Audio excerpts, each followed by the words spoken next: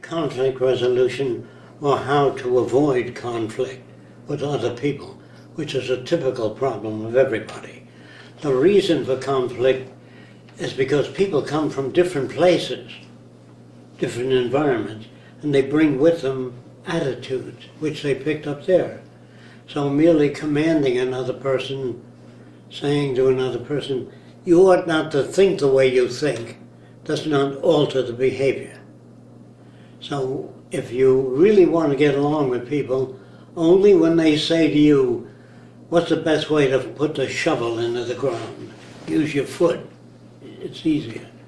But if they don't ask you, let it go.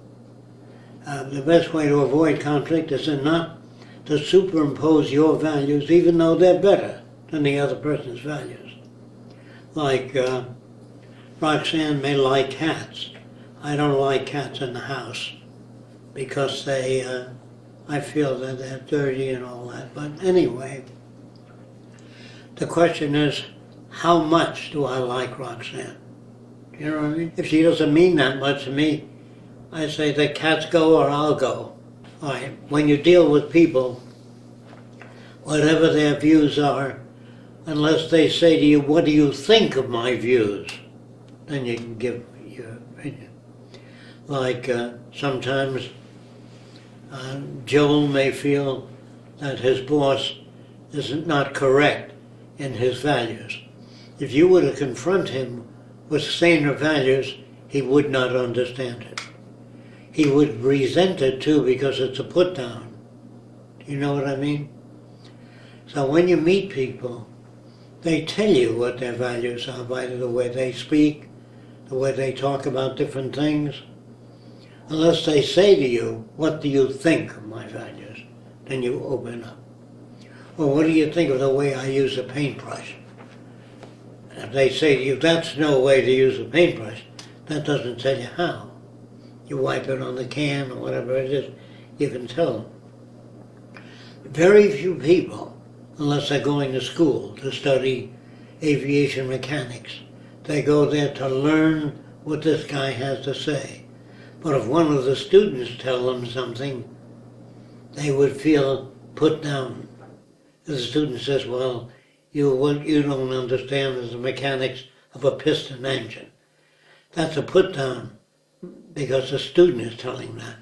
If the instructor told him that, he went there to study plumbing or art or music.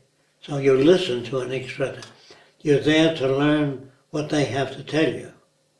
But when you meet ordinary people, if Roxanne, say, is working at something, and it's very important to her, and it's a phone call, which detracts her away from that, and she may go back and not continue along the lines. But if you say, hey, you should continue along the lines you're working at, unless she said, Christ, I'm terribly disorganized, what do you suggest I do? Then you write 1, 2, 3, 4, 5, and she says, I don't like 4 and 5. But don't argue with her. If she says, I'm not sure of 4 and 5, then you can instruct her. The language tells you whether a person wants to hear more or know more. Anything you say is a put down to normal people. If it improves, if it's overseeing the other person's shortcomings. If another person has shortcomings, you work with those shortcomings, unless they say, how are you able to accomplish 4 films a day and I can only do 1? Then you can say, because you clean out, you bake the oven, and then you water the lawn, then you go back to your job. You have to stay with each system. Do you understand what I mean? If you get out to do a bridge, and in the meantime you water the roses and trim trees, a lot of things remain half done. I don't say you do that.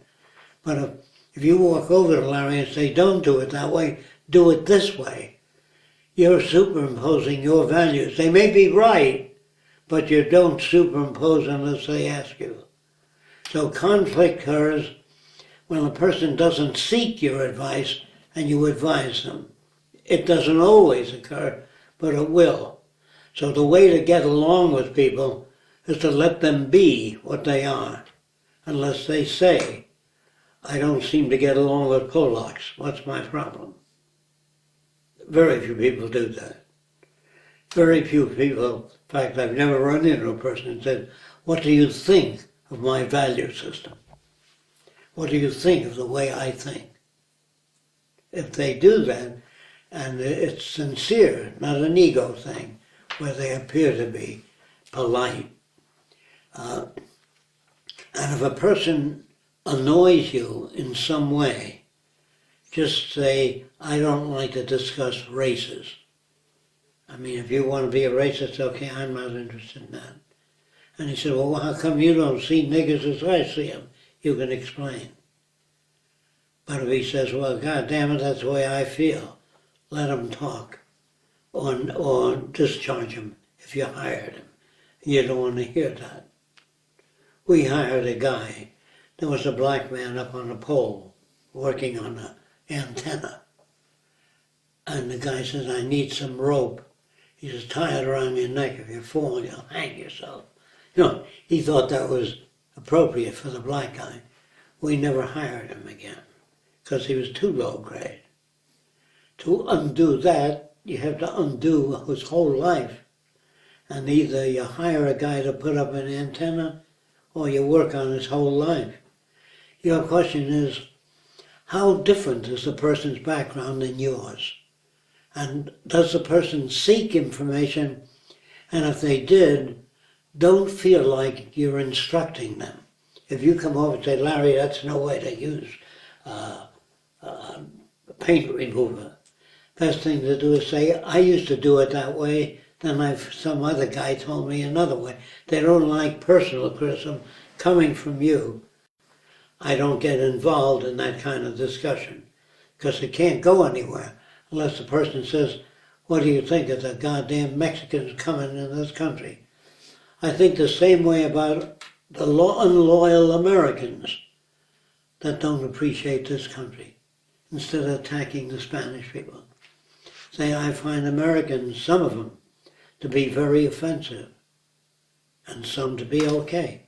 But you need not get on to the Spaniards because he has a fixed view of Spaniards.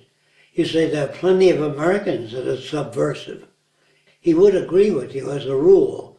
If he said, well, I never found an American, then get off. If he doesn't want to discuss it, if he feels satisfied with his point of view, the main thing you have to keep in mind is other people come from different places and they see the same thing you see, but their interpretation is different. Unless they call for answers. What do you think I ought to do? If a person has a short memory, make notes. You tell them that once or twice, but not continuously, if they don't apply it. Do you understand? You give people instructions. If they apply it, give them further instructions. If they don't apply it, it means it's just a verbal pastime. What do you suggest I do? My wife likes cats and I like dogs. You have to come up with some story. Let her have her cats if she lets you have your dogs. So in working with conflict, you do it once or twice. You say, it seems to me if you held the drill this way, and first it would work better. And that's what I found. But if a person doesn't ask you and they're busy drilling and they don't want your fucking advice, you tend to your computer. I'll tend to my drilling. You know, sometimes people don't want advice. They feel they're being put down. So stop giving one another advice. That produces antagonism, unless they ask for it. Now, is this an absolute formula? It's a better way of dealing with people, because you can turn them around by pointing out that the trouble with you is you don't listen to anybody. That doesn't cause them to now listen. They'll go on with their same pattern unless they say to you, am I inattentive? Or do I appear inattentive?